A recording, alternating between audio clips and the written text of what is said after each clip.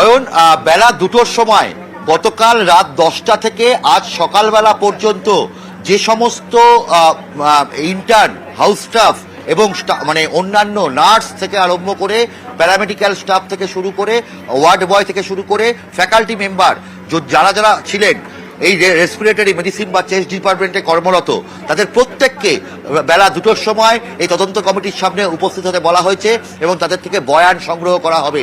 কারণ এই 11 সদস্যের যে তদন্ত কমিটি গঠন করা হয়েছে তাতে Bulbul Mukhopadhyay, dean of students affairs, তার নেতৃত্বে তিনি চেয়ারপারসন এই তদন্ত কমিটির। এবং এই তদন্ত কমিটিতে ব্যতিক্রমীভাবে 2জন ইন্টার্ন এবং 2জন পিজিটি স্টুডেন্টকে রাখা হয়েছে, যাতে কোনো রকম নিরপেক্ষহীনতার কথা বলা না হয়, পক্ষপাত দুষ্টতার কথা না বলা হয়। অর্থাৎ ইন্টার্নরাও রয়েছে, পোস্ট গ্রাজুয়েট ট্রেনিরাও রয়েছে। এবং সব থেকে বড় প্রশ্ন যে কিভাবে এই তরুণী চিকিৎসক তিনি তার নিজের ডিপার্টমেন্টে কর্মরত অবস্থায় তার দেহ উদ্ধার হলো, সেই প্রশ্নটা সব থেকে বড় কথা ভাবিয়ে তুলেছে। এবং রাজ্য স্বাস্থ্য দপ্তরও অত্যন্ত গুরুত্ব সহকারে বিবেচনা করছে এবং স্বাস্থ্য দপ্তর থেকে দ্রুততার সঙ্গে আরজিকর হাসপাতাল কর্তৃপক্ষকে বলা হয়েছে যে গোটা বিষয়ে তাদেরকে রিপোর্ট জমা দেওয়ার নির্দেশ দেওয়া হয়েছে। আজ সন্ধ্যের মধ্যেই রাজ্য স্বাস্থ্য দপ্তরের কাছে সল্টলেক স্বাস্থ্য ভবনে রিপোর্ট জমা দেওয়ার নির্দেশ দেওয়া হয়েছে এবং সেই কারণে তড়িঘড়ি আজকে তদন্ত কমিটি গঠন করা হয়েছে, 11 সদস্যের তদন্ত কমিটি। এবং এই তদন্ত কমিটির কাছে তার মানে কাল পর্যন্ত অপেক্ষা নয় অভিজিৎ, আজকে সন্ধ্যের মধ্যেই জমা দিতে হবে এই তদন্ত রিপোর্ট স্বাস্থ্য দপ্তরে, তাই তো অভিজিৎ? আরো একবার জানতে চাইব।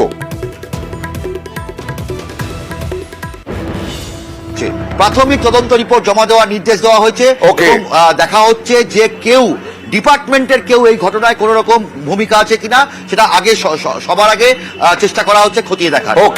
একদম এই মুহূর্তের বড় খবর যে 11 সদস্যের তদন্ত কমিটি গঠন করা হয়েছে, তার প্রাথমিক তদন্ত রিপোর্ট আজ সন্ধ্যের মধ্যে রাজ্য স্বাস্থ্য দপ্তরে দিতে বলা হয়েছে।